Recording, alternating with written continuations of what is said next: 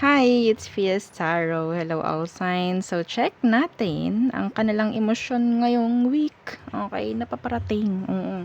So, yeah, before tayo mag-start, kung hindi ka pa nakakapag-subscribe, please do subscribe and hit the notification bell para lagi po tayo maging updated sa mga mangyayari pa lang. Okay, and yes, don't forget na mag-follow sa atin pong FB page. Okay, and kung meron pong tanong pagdating sa private reading, message lang po tayo sa atin pong FB page. Okay? For more info, that is Fias Tarot. Okay?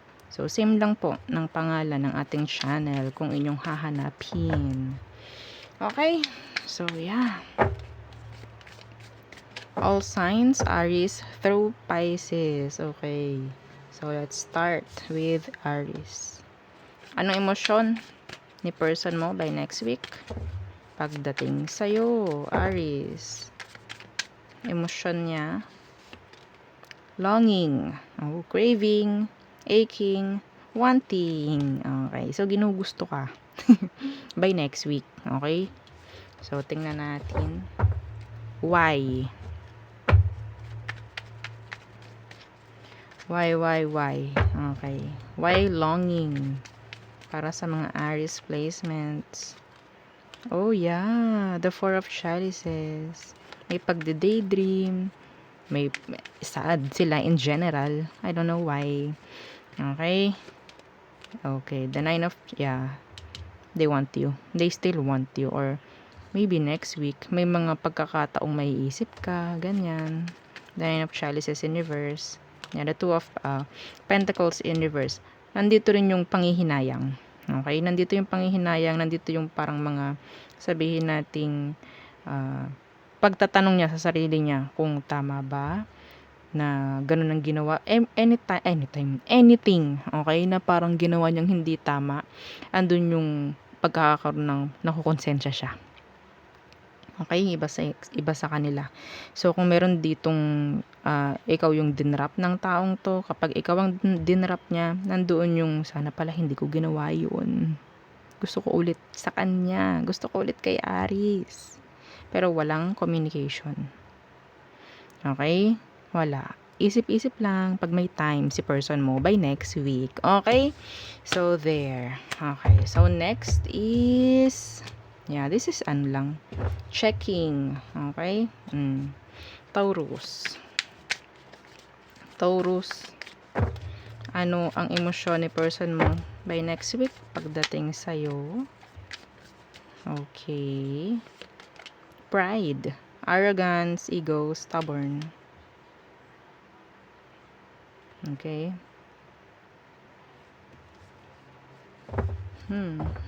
Tingnan natin why pride. So, may chance na pwedeng i-ignore ka. I-ignore ka ng i-ignore. Magkakaroon ng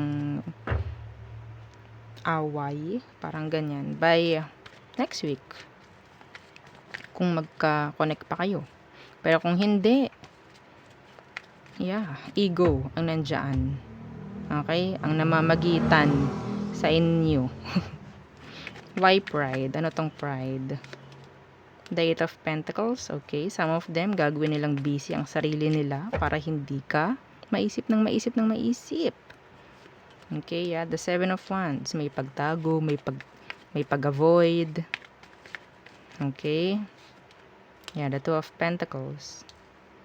Why the Eight of Pentacles is here? Tingnan natin.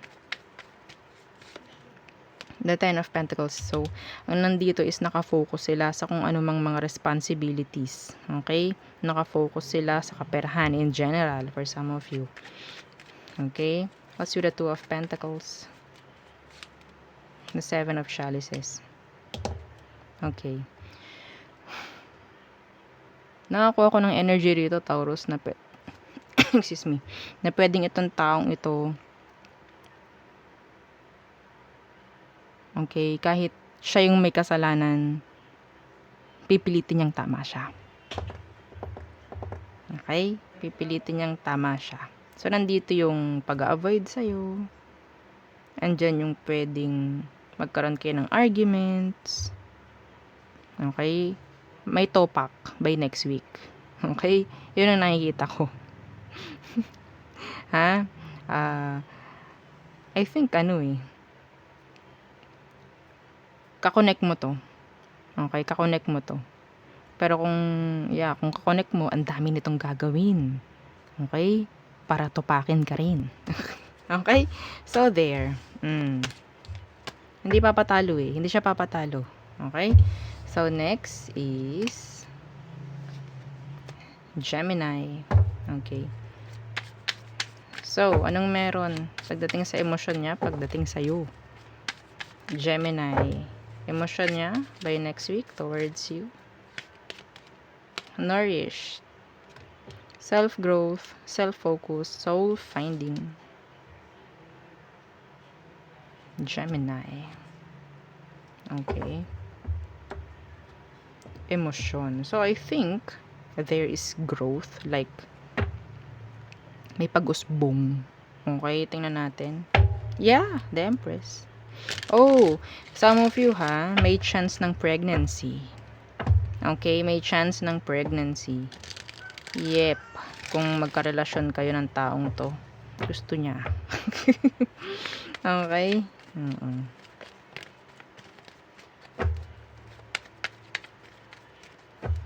Siyempre, doon lang yun para sa mga taong may kakayanan pa, na magbuntis. Okay? Okay, so, the Queen of Wands, yes. Uy, ginugusto ka nito by next week. Talagang parang ikaw lang yung alam mo na, parang in heat. Alam niyo yun? Pag ginawang pusa. Okay, oo. Para siyang in heat by next week.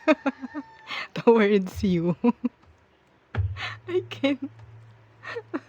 Okay, oo. Makikita mo may paglalambing. Ginawang pusa. Okay. Yeah, the Page of Chalices. Ay. The Devil. Yeah, the Magician. Nakakita ko dito baka simulan. Ito is para sa mga magkarelasyon. Oo, wala ako dito nakikitang breakup. I'm sorry. Ito is like simula bukas hanggang sa matapos itong week na to. Hindi ko alam, pwedeng gantuhan kayo sa gabi. Hindi ko alam. Okay, I don't know, in heat. Okay, ayun yung naririnig ko sa taong ito. Growing yung kanyang emosyon. No, oo, talagang ginugusto ka. Yeah. Ito, kung wala kayong relasyon, ganun din, okay? Yun nga lang, soloist. Soloist. Oo, solo.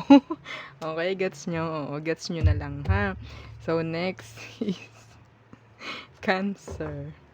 Talaga naman, mantakin yun, iba't iba ang emosyon na nararamdaman ko. Oo, 12 signs ba naman no? Okay. Nakakapagod, nakakawala ng boses. Oo, Cancer.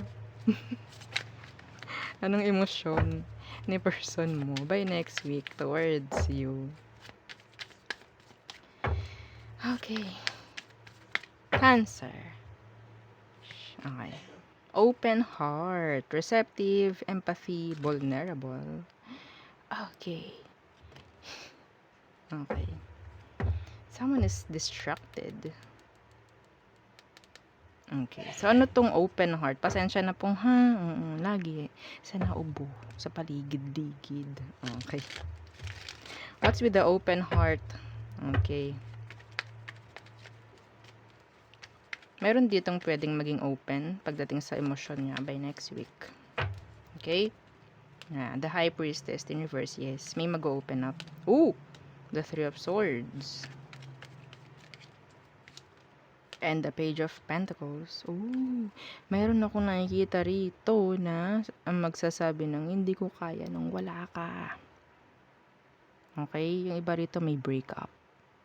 Pero nandyan yung pagre-reach out niya. Meron ako dito nakikita may magre-reach out. Okay? magiging open, like magiging soft pagdating sa'yo by next week. Okay? Makakakuha ng communication from a past person. Kung hindi man ito past, kung kakonect nyo to, nagkaroon lang ng arguments, yeah. Okay? Connection or communication.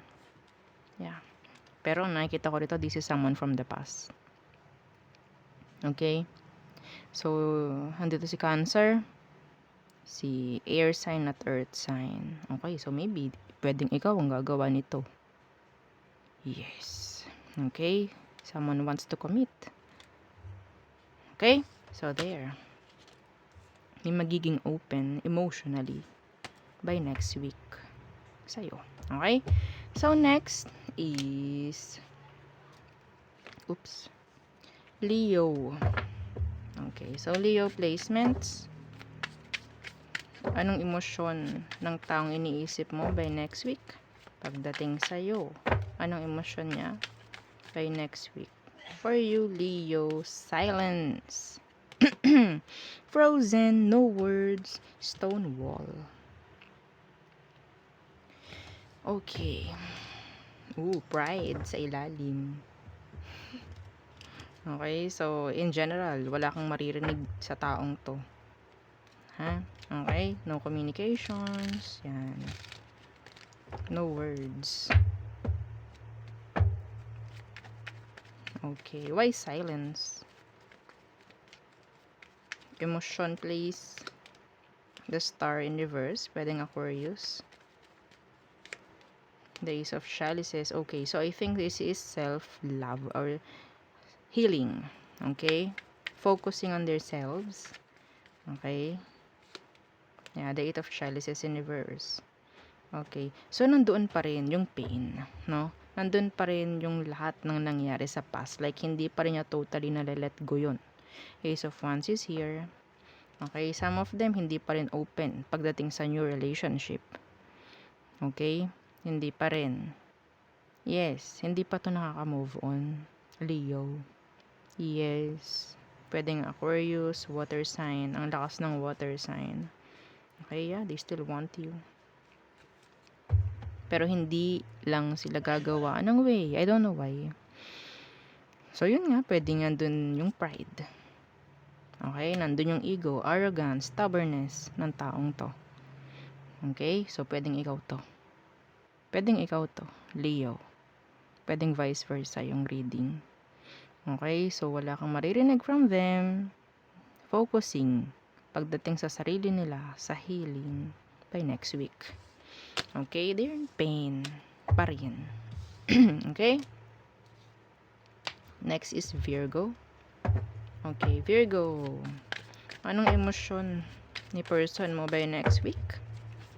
Pagdating sa'yo. Okay. Virgo placements. Second chance. Reconciliation, making amends, opportunity. Okay, so maybe wanting to have another chance. Okay, with you. Okay? Only you. Only you. Diba? I still want you. Okay, tingnan natin. The King of Chalices. So, may emotions. Itong person na to, pagdating sa'yo, Virgo. Okay, one more. One more shuffle. Itong taong to, may mga gusto siyang sabihin. Alam niya yung mga gusto niyang sabihin, pero hindi niya yung sasabihin. Magmamatigas. Okay? Or pwedeng ikaw ang nagmamatigas, kaya hindi niya masabi. Why second chance? Yeah, the Six of Wands universe. The Queen of Swords. The Queen of Pentacles. Some of you, same gender. Okay? Nakakuha ko dito ng someone na parang nagiging selfish. Okay? What's with the Six of Wands universe? Yeah, the Fool. Okay. So, nakakita ko dito parang, binibigyan mo siya ng parang nakakaramdam siya na parang binibigyan mo siya ng lecture. Lecture? Oo, ng lesson. Parang binigyan mo siya ng lesson. Okay, so that's why parang nandun yung kagustuhan niya na, okay, sige, kailangan ko 'tong, ah, hindi ko gusto yung mga nangyayari sa'min, mga ganyan. So, andiyan yung pag-iisip niya pagdating sa'yo, okay.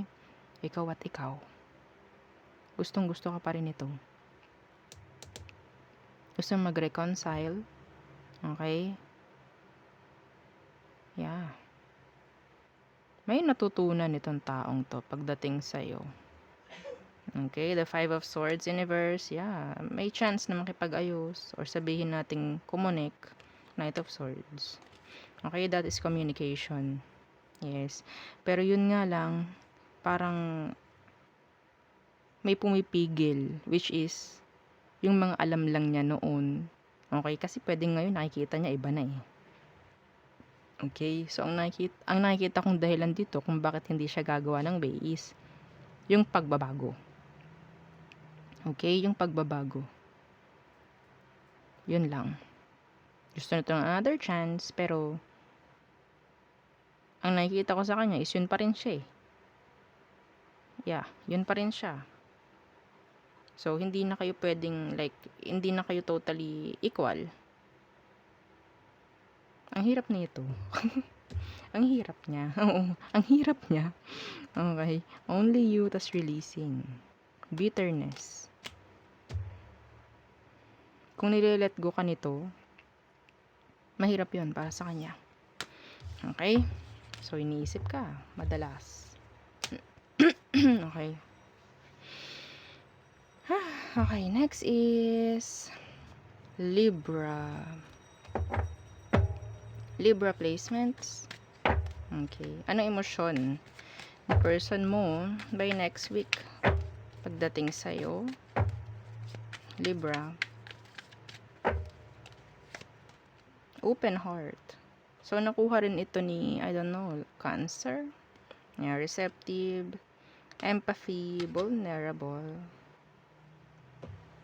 Okay. Stress. Why stress? Okay. So, so maybe itong taong to, stress na sa buhay niya in general. In general. Okay. So, why open heart? Oh, I think that's a message. Okay. What's with the open heart? The Ten of Swords, Universe. The Page of Chalices. Ooh. Nakakita ko dito na pwedeng mag-reach out. May energy ng reaching out from this person by next week. Okay? The Ten of Swords, that is coming back. Okay? Yeah, the Fool. Oh, kaso nga lang may takot siya. Yeah, so kaya pala stress. Okay, stress. Stress ang person mo. Yes, yeah. Gusto nila ng another connection or another new beginning. Pero nakikita ko dito, this is a repeat. Okay, a repeat. Confused, sad, itong person mo by next week. Takot, lumapit, takot kausapin ka, but yes, they are open. Stress, there's tension. Okay? Wanting to, like, start. Okay, again. And now, starting over again. Yes, kumanta. No? Yeah, yun narinig kong kanta eh. Well, so, yeah, open sila for you. Stress na tong taong to. Hindi nila kayang mag-reach out dahil may takot. Okay? Pero gusto nilang mag-reach out. Well, yun nga lang, halo-halo eh. Halo-halo yung emosyon niya pagdating sa'yo. Okay? They're still vulnerable. Yeah. So, pwedeng makita mo may mga chance na or tendency, possibilities na makita mo itong taong to posting online ng kung ano-ano mang mga patama effect sa'yo. Yan, mga ganan. Okay, that's the way kung paano sila parang magiging vulnerable. Okay, sa emosyon. Yeah, they're like talking, hindi direct. Okay, pagdating sa'yo. So, next is Scorpio. Scorpio. Okay. So, anong message? Anong message? Bakit message? Scorpio, anong emosyon ng tao na iniisip mo ngayon? Okay, by next week for you, Scorpio. Sharan, sorrow. Loss, grief, depression. Okay, this is so dark. Yeah, black. Okay, so tingnan natin. Why sorrow? They're in pain. They're lost. They're depressed by next week. Okay, nakakita ko dito ng tower. Okay? Okay, the Seven of Pentacles, they're still invested. They're still watching you or like waiting for you, Scorpio. Yeah, the Wheel of Fortune, I guess marami nang nagbago. Marami nang nangyari. Okay? Yeah. The Temperance in reverse.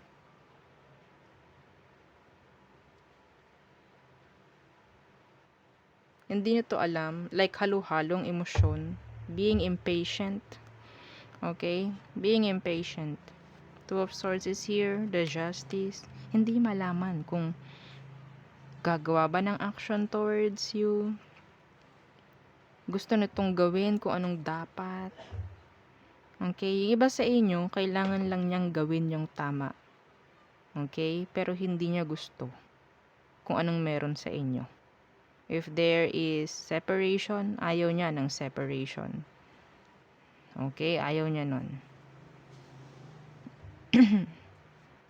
Yeah. Hindi nila gusto yung sitwasyon niya. Okay? Hindi nila gusto yung sitwasyon nila. Hindi sila sanay nang wala ka. Yun ang nararamdaman ko. Okay? Pwedeng Sagittarius, fixed signs, earth signs. Fixed signs is Scorpio. Yeah, maybe this is your energy. Scorpio, Aquarius, Leo, and Taurus. Okay? Pero kung hindi ko nasabi yung zodiac ng person mo, okay lang yun. Energy lang naman ang kailangan natin. Okay? So, there. Next is Sagittarius. Okay, Sag. Anong emosyon ni person mo sa'yo by next week? Anong emosyon nila pagdating sa'yo? Taong iniisip mo. Okay, anong meron pagdating sa emosyon nila sa'yo? Stress. Sigaw no? Stress, turbulence, tensions, and arguments. Okay. So, there. Stress in general. Okay, anong meron? Why stress? Why stress?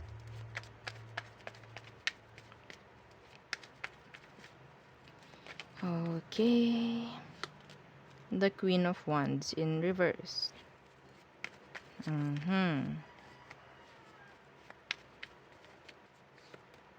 Ten of Wands in reverse. Pakiramdam ng taong to, hindi mo na siya gusto. Yes, parang hindi mo na siya gusto.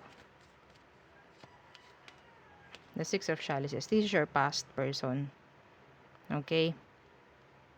Pakiramdam niya, hindi mo na siya gusto. Like, totally, give up mo na siya. Okay? They missed you. They missed you. Stress. Ano na kayang may? Ang dami na tong tanong sa isip. Yeah. Ang dami yan tanong. Kumusta na kaya si Sag? Ano na kayang meron sa kanya? Kumusta na kaya? Ano bang bago sa kanya ngayon? Yeah. Some of them, ni hindi na magawang magsuklay, kagaya ko. Yes! Okay, hindi na magawang ipamper yung sarili. lugmok itong person mo, Sagittarius, may naririnig ako Wednesday. Lugmok. Ha? Hindi, yes. Feeling nila, ikaw yung para sa kanila eh. Okay? Pero hindi nila kaya yung totally iniwan mo or basta, mayroong separation dito. May pag-give up ako dito nakikita. Ha? Okay, so, yun, stress si person. Stress ang person. Okay. Next. Capricorn. Okay. Capricorns. Kumusta ikaw? Okay. So, ano ang emosyon ng taong iniisip mo pagdating ng next week sa'yo? Okay? Anong emosyon niya towards you by next week? Capricorns. Running. So, ghosting, disappearing, invisible. Okay. So, may pagtakbo. May pagtakbo. May pagtakas. May pag-avoid. Okay. May pag-alis. Yeah. Pwedeng Cancer. The Chariot. Yeah. That's pagdistansya. Okay. So, I guess, didistansya niya yung sarili niya from you. Dinidistansya niya. Okay. Why running? Why ghosting? Disappearing? Yeah. The Five of Swords. Too much conflict. Okay, magulong utak nitong taong to. Okay, magulo. The Empress in reverse. Walang nangyayari sa kanyang growth. Okay. Naku po. The World in reverse. Oh, meron pa rin kayo unfinished business ng taong ito. The Empress in reverse. The Emperor in reverse. Okay, I guess, yeah, may pag-i-stock oh. Capricorn, anong ginawa mo? Ang gulo. Oo, walang nangyayaring maganda sa buhay ng taong ito. In general, kaperahan niya, love life niya, in general, walang nangyayaring maganda. Okay? Kailangan ka nitong layuan. I don't know why. Pero siguro nga masyadong magulo ang utak. Hindi ka siguro masabayan sa kung anong meron sa'yo. Tingnan natin, ano bang meron sa'yo, Capricorn? Yes. Tingnan natin, bakit ka nilalayuan itong taong to. Strength. Wala siya nito. Okay? Wala siya nito. Lahat to reversed. Lahat to kabaliktaran ng strength. Okay? So, hindi ka masabayan ng taong to, Capricorn. Ikaw umuusad. Okay? Umuusad ka. Sila hindi.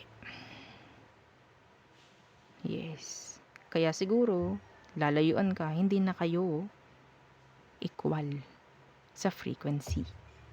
Okay, so Capricorn, tandaan nyo ha, may mga taong nilalayuan kayo or nilalayuan ka dahil hindi na okay. Meaning, meron ng hindi na balanse. Okay? Hindi na balanse, kaya ganun. So, wag nyo isipin, may mali ba ako? Walang ganun. Ha? Okay?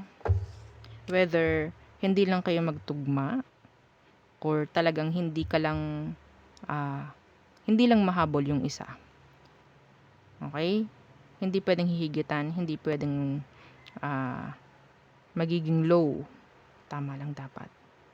Kapag wala doon, kapag wala yung balanse, wala to. Okay? Kung hindi ka niya mahabol, well, diba? Okay. So, yeah. Wait lang po ha. Okay. So, next is Aqua. Okay. Aquarius. Okay. Aquarius placements. Ano bang emosyon ni person mo by next week? Okay. Check natin. Aqua. Nourished. Self-growth. Self-focus. Soul-finding. Okay. So, tingnan natin. Anong meron sa tarot?